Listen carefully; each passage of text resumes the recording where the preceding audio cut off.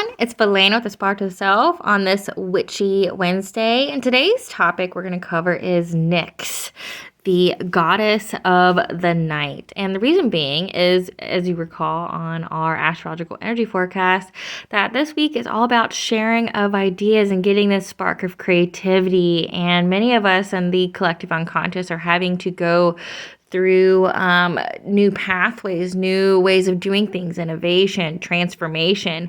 That's a lot of themes for many of us right now as we go through this new beginning. And what's going to happen with this new beginning? We are going to have a new moon in Gemini, and Gemini is the twins. And the twins are about intellectual communication and curiosity. And like I said, astrologically, this week is all about sharing ideas and getting ideas that spark creativity from conversations with others when we talk about our passion and purpose. Which right now means that we are currently in the dark moon phase, which is darkness. This is where we are to have introspection, not do any new spell work or anything. As well as here next week on the 21st, we will also have our summer solstice, or the pagan holiday of Litha, which is where the day will be the longest of the year. However, each day after the summer solstice, the night slowly starts to return. So why are we talking? Right now we are in that period of rebirth. We are being reborn right now. We're going through a transformation or to align better with this new beginning that we're being called to this new avenue, to a new cycle. And so that's why we need to embrace the darkness and see what the darkness has to offer. Because, the darkness is something to fear, but it is also something to utilize, because that is where birth happens. That's where creativity happens. That's where we get our dreams, where we get our voice of intuition. So it's something definitely to pay attention to. So Nyx in Greek mythology, as well as called Nox in Roman mythology, is the goddess of night. She is one of the very first created beings, a primordial deity that preceded the Titans and Olympians. She ruled the cosmos until the 12 Titans staked their claim. She strikes fear into the hearts of both gods and man, as Zeus is said to have feared her. She can produce offspring without a male or other contributor. So two of her children, which is Hypnos and Thanatos, they're the children that she had with her consort. However, the rest of her children she was able to create by herself. The origins of the goddess. So she came from the parent Chaos, and depending upon the source, Chaos has 4 children. She has Gaia, she has Tartarus, she has Erebus, as well as Nyx. And Erebus and Nyx were siblings who also married and partnered.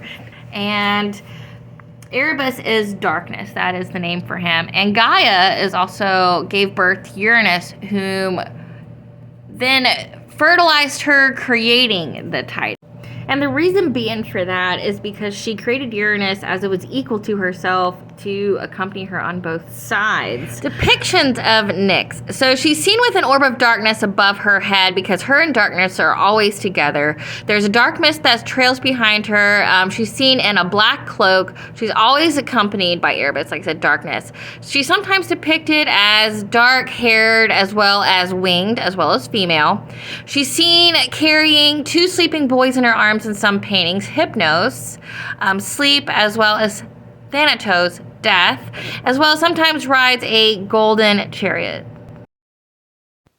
So her and Erebus, or darkness, had Hypnos, which is essentially sleep, and Thanatos, which is essentially death. She had them 2 together, but some more of her offspring include Jairus, old age, Charon, the guide to the underworld, the man who navigates the boat across to the underworld, Eris, strife, Hemera, day, which Hemera is the opposite of her, Aether is light, Moros is the doomed fate, Onoroi is dreams, Morai is the destiny or fates, Pate is deceit. Dolos is trickery.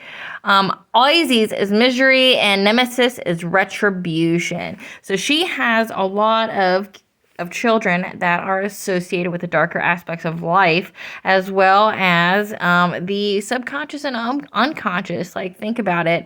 When you think of darkness, or when you're in your dark night of the soul, you sleep a lot, because especially if you have depression, death, dreams, following your intuition, because dreams is how our soul speaks to us. Think of the negative self-talk, the self-deprecation. Think of that would also stem into darkness, where, when the further down into darkness you goes, the more weighted it is, and the more it criticizes you. And that goes to the next point. So her resident, she lives in Tartarus in the deepest level in the underworld with Hypnos, so sleep, and Thanatos, which is death. She is the great aunt to Hades, which means she's still subjected to the rules of the underworld, which means Hades has power over her. However, he's mostly indifferent towards her. Nyx and her daughter Hemera are said to, they cannot be at the home at the same time of day, as in the evenings they switch places. So you have Hemera, who brings the daylight, and then you have Nyx, which brings the night.